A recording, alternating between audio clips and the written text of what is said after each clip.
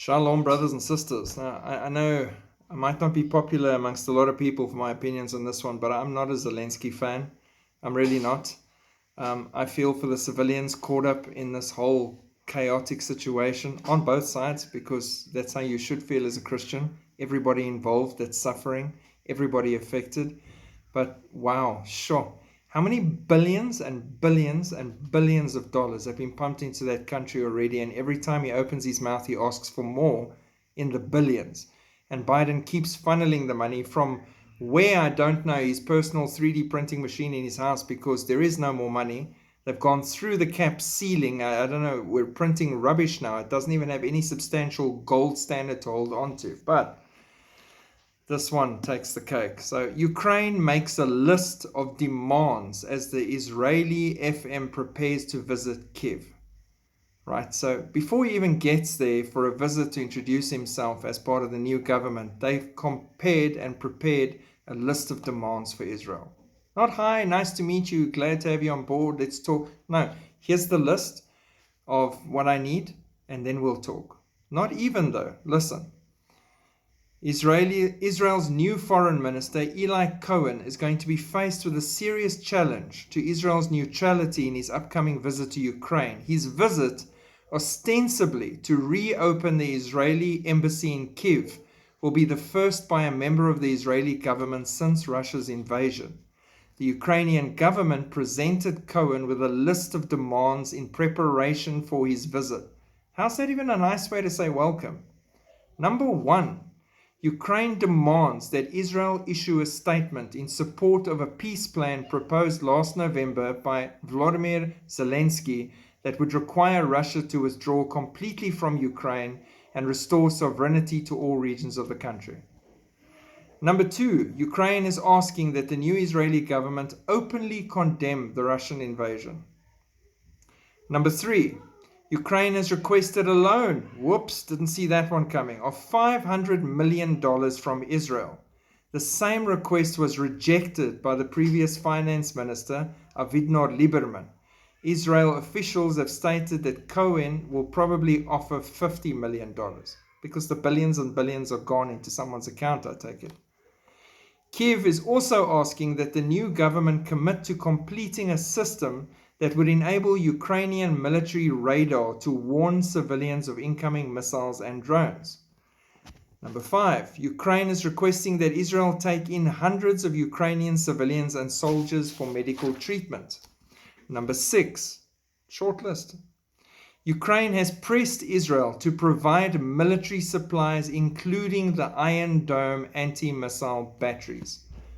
They're not going to do that because Iran's there as well. And if that falls into enemy hands and they backward engineer it, then the whole Iron Dome is worth zero on a contract the next time they need to use it, because Russia will supply it to Iran and all of her enemies.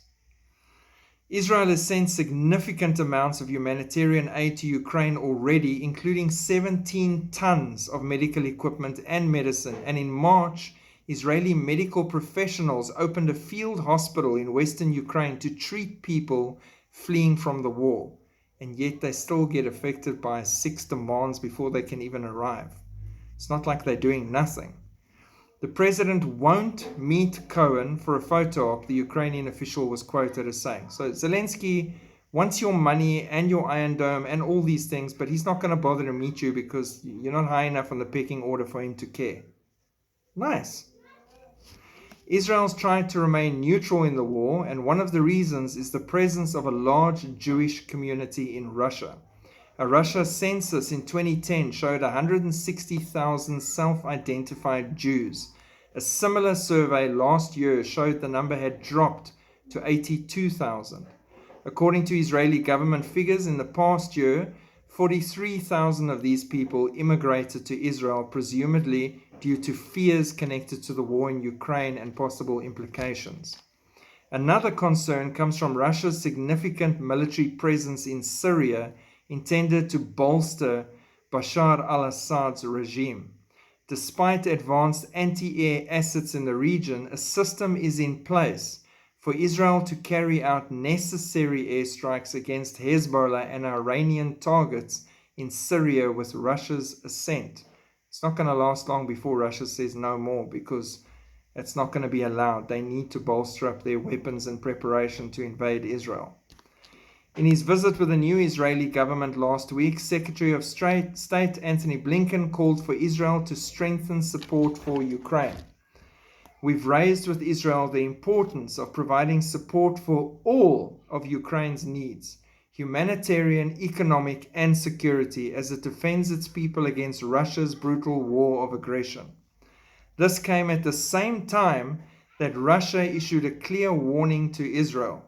The Times of Israel reported that they said, any providing of arms to Ukraine will turn Israel into a legitimate target. So there's another setup for the Gog-Magog war right there.